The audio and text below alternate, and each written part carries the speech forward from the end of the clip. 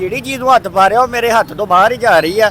ਮੈਨੂੰ ਲੱਗਦਾ ਸ਼ਾਮ ਨੂੰ ਬੁੱਢੀ ਵੀ ਮੇਰੇ ਹੱਥੋਂ ਬਾਹਰ ਹੀ ਜਾਏਗੀ। ਕੋਈ ਸ਼ੱਕ ਪੈਂਦਾ ਮੈਨੂੰ ਲੱਗ ਰਿਹਾ ਜੁੱਤੀ ਲੈਣੀ ਨਹੀਂ ਪੈਣੀ, ਘਰੋਂ ਜਾ ਕੇ ਖਾਣੀਆਂ ਪੈਣੀਆਂ। बीवी वालों हवाई चप्पल आंदियां लंदियां अक्सर अल्हम्दुलिल्लाह अल्लाह ते बड़ी करम नवाजी है, बड़ी रहमत है, बहुत करम नवाजी है। अक्सर ही हवाई फैर होंदे रहंदे साडे घर। गिनती कराना ते इक्को ही है, कोई 100 तो भारी है ते अल्लाह तो तौबा ही है। अच्छा होर शादी करन दा सोचिया नहीं इन्ना लिल्लाहि व इन्ना राज ਤੁਹਾਡੀ ਮਿਹਰਬਾਨੀ है। अब वायरल ना करियो, तारू कह देता डिलीट कर दो भाਵੇਂ बाद। हाँ जी हाँ जी, गाना भी आता है। कभी कभी जब हालात टाइट होते हैं, गम से चूर होता हूँ, फिर गाना गा लेता। बुरे नसीब मेरे डिग पया मकान मेरा, नजर मिला के कोई ले गया सामान मेरा।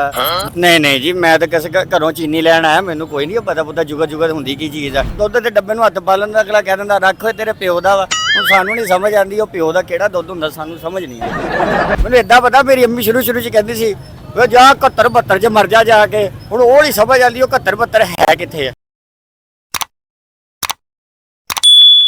अस्सलाम वालेकुम नाजरीन, मैं हूँ राबा अमान और आप देख रहे हैं हंसो पाकिस्तान। नाजरीन मेरे साथ इस वक्त मौजूद है फैसलाबाद के एक नौजवान, इनसे बात करते हैं। अस्सलाम वालेकुम। वालेकुम अस्सलाम। आपका नाम? जाहिद अली। अच्छा जाहिद अली, क्या करते हैं? मैं इस वक्त तो बच्चों की बेगम की शॉपिंग करने आया हूँ। समझ नहीं आ रही क्या लेना है, डर भी लग रहा है। कोई महंगी चीज़ ले ली तो उन्होंने बातें सुनानी है। तू समझा महंगी चीज लेने पे क्यों बात सुन? नहीं, तू समझा नहीं। ਉਹ ਕਹਿੰਦੀ ਹੈ ਕਿ ਤੂੰ ਬਹੁਤੀ ਸ਼ਾਪਿੰਗ ਕਰਕੇ ਆਣਾ ਹੈ ਤੇ ਗੱਲਾਂ ਸਾਨੂੰ ਸੁਣਾ ਦਿੰਦਾ ਕਿ ਆ ਕੇ ਮਹਿੰਗੀ ਚੀਜ਼ ਆ ਜੀ ਤੂੰ ਲੈ ਕੇ ਆ। ਅੱਜ ਮੈਂ ਵਾਕਈ ਲੈਣ ਆਇਆ ਚੀਜ਼ ਤੇ ਜਿਹੜੀ ਚੀਜ਼ ਨੂੰ ਹੱਥ ਪਾ ਰਿਹਾ ਉਹ ਮੇਰੇ ਹੱਥ ਤੋਂ ਬਾਹਰ ਹੀ ਜਾ ਰਹੀ ਆ।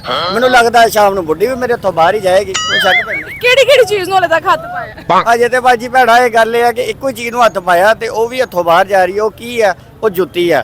ਮੈਨੂੰ ਲੱਗ ਰਿਹਾ ਜੁੱਤੀ ਲੈਣੀ ਨਹੀਂ ਪੈਣੀ, ਘਰੋਂ ਜਾ ਕੇ ਖਾਣੀਆਂ ਪੈਣੀਆਂ। ਮੈਨੂੰ ਇਹ ਦੱਸੋ ਤੁਸੀਂ ਜੁੱਤੀ ਕਿੱਦਾਂ ਲੈਂਦੇ ਹੋ? ਮਾਰਕੀਟ ਚੈੱਕ ਕਰਦੇ ਹੋ ਜਾਂ ਸਾਈਜ਼ ਨਾਲ ਲੈਂਦੇ ਹੋ? ਨਹੀਂ ਪਹਿਲੇ ਤਾਂ ਦੇਖਦਾ ਕਿ ਮੇਰੇ ਵਾਸਤੇ ਕੀ ਕੰਫਰਟੇਬਲ ਆ। ਉਹ ਵਾਜੇ ਹੈ ਕਿ ਬਈ ਹੋ ਸਕਦਾ ਕਿ ਵਗਾ ਕੇ ਆ ਜਾਵੇ, ਹਵਾਈ ਆ ਜਾਏ ਜਾਂ ਛੜਵੀ ਆ ਜਾਏ ਜਾਂ ਬਾਈ ਹੈਂਡ ਆ ਜਾਏ। ਡਰ ਲੱਗਦਾ ਵੀ ਦੇਖਣਾ ਪੈਂਦਾ। ਮਤਲਬ ਤੁਹਾਨੂੰ ਬੀਵੀ ਵੱਲੋਂ ਹਵਾਈ ਚੱਪਲਾਂ ਆਂਦੀਆਂ ਲੰਦੀਆਂ? ਅਕਸਰ ਅਲਹਮਦੁਲਿल्लाह ਅੱਲਾਹ ਤੇ ਬੜੀ ਕਰਮ ਨਵਾਜੀ ਆ, ਬੜੀ ਰਹਿਮਤ ਆ, ਬਹੁਤ ਕਰਮ ਨਵਾਜੀ ਆ। ਅਕਸਰ ਹੀ ਹਵਾਈ ਫੈਰ ਹੁੰਦੇ ਰਹਿੰਦੇ ਸਾਡੇ ਘਰ। ਤੁਹਾਡੀਆਂ ਕਿੰਨੀਆਂ ਸ਼ਾਦੀਆਂ? You are a good question. ਅੱਲਾਹ ਦਾ ਸ਼ੁਕਰ ਹੈ ਜੀ। ਕਰੋ ਤੇ ਗਿਣਤੀ ਕਰਾਣਾ ਤੇ ਇੱਕੋ ਹੀ ਆ, ਕੋਈ 100 ਤੋਂ ਭਾਰੀ ਹੈ ਤੇ ਅੱਲਾਹ ਤੋਂ ਤੌਬਾ ਹੀ ਹੈ। ਹੋਰ ਸ਼ਾਦੀ ਕਰਨ ਦਾ ਸੋਚਿਆ? नहीं, ਇੰਨਾ ਲਿल्लाहि व इन्ना राजिऊन। ਬਸ ਜੀ ਜੋ ਅੱਲਾਹ ਦੀ ਰਜ਼ਾ ਹੈ ਜੀ, ਬੰਦਾ ਕੀ ਕਹਿ ਸਕਦਾ। ਇੱਕ ਚੱਲ ਰਹੇ ਆ, ਉਹੀ ਜੁੱਤੀਆਂ ਹੀ ਖਾ ਰਿਹਾ ਤੇ ਉਹਦੀਆਂ ਹੀ ਜੁੱਤੀਆਂ ਲੱਭ ਰਿਹਾ। ਸੋਚ ਰਿਹਾ ਲਵਾਂ ਕਿ ਘਰ ਜਾ ਕੇ ਕਵਾਂ, ਨਹੀਂ ਲੱਭੀ। ਅੱਛਾ ਅਗਰ ਇਹ ਵੀਡੀਓ ਤੁਹਾਡੀ ਮਤਲਬ ਇਹ ਵਾਲੀਆਂ ਗੱਲਾਂ ਤੁਹਾਡੀ ਬੀਵੀ ਕੋਲ ਚੱਲ ਜਾਣ ਫਿਰ? good question. ਨਹੀਂ ਫਿਰ ਤਾਂ ਤੁਸੀਂ ਆਪ ਮਾਰ ਲਓ, ਤੁਹਾਡੀ ਮਿਹਰਬਾਨੀ ਆ। ਉਧਰੋਂ ਜਿਹੜੀਆਂ ਚਾਰ ਲੱਗੜੀਆਂ ਨਾ ਉਹ ਓਲੇ 'ਚ ਆ ਤੁਹਾਡੇ ਵਾਲੀ ਕੋਈ ਸਮਝ ਆਏਗੀ ਕਿ ਕਿਉਂ ਰੰਨ ਮਰੀਦ ਹੈਗਾ। ਲੇਕਿਨ ਤੁਹਾਡੀ ਮਿਹਰਬਾਨੀ ਆ। ਆ ਵਾਇਰਲ ਨਾ ਕਰਿਓ, ਤੁਹਾਨੂੰ ਕਹਿ ਦਿੱਤਾ डिलीट कर दो भाਵੇਂ बाद। अच्छा जाहिद मुझे ये बताएं कि गाना शाना आता है आपको? हाँ जी हाँ जी, गाना भी आता है। कभी कभी जब हालात टाइट होते हैं, गम से चूर होता हूँ, फिर गाना गा लेता हूँ। कौन सा गाना गाते हैं जब आप गम से चूर होते हैं?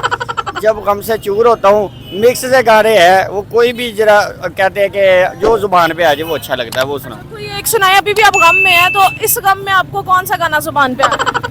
इस वक्त तो एक ही गाना जुबान पे आ रहा है। अच्छा, बुरे नसीब मेरे डिग पया मकान मेरा, नजर मिला के कोई ले गया सामान मेरा। बच्चे गरीब मेरे है, बच्चे गरीब मेरे। क्या बात है सर। अच्छा जी ठीक है जाहिद, मुझे ये बताइए फैसलाबाद में हम लोग रहते हैं, कोई जुगत वुगत आती है आपको? नहीं नहीं जी, मैं तो किसी घरों चीनी लैन आया, मैनू कोई नहीं पता पुता जुगत जुगत होंदी की चीज़ है। कसमें आ घंटा घर तक बंदा पिछले दिनों च चढ़िया ਸੀ ਕਹਿੰਦਾ ਖੁਦਕੁਸ਼ੀ ਕਰਨੀ ਆ।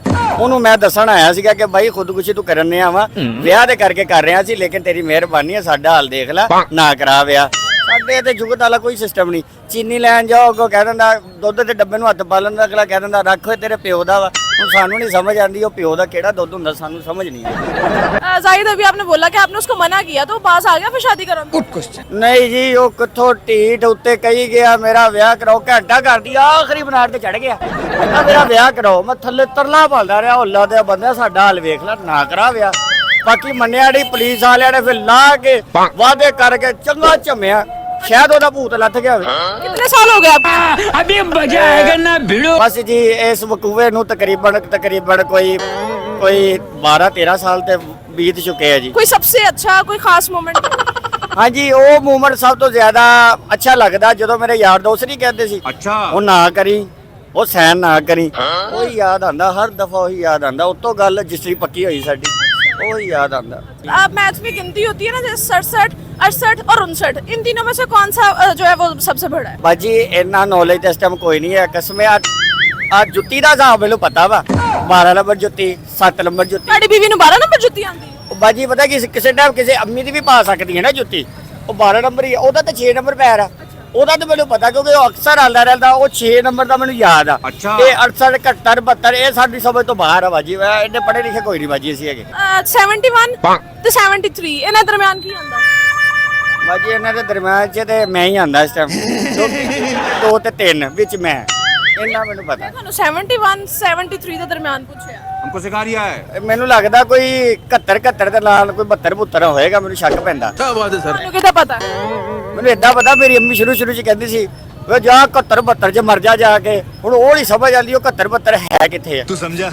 ठीक है दाई, थैंक यू सो मच। इसी के साथ मुझे दीजिए इजाजत, अल्लाह हाफिज।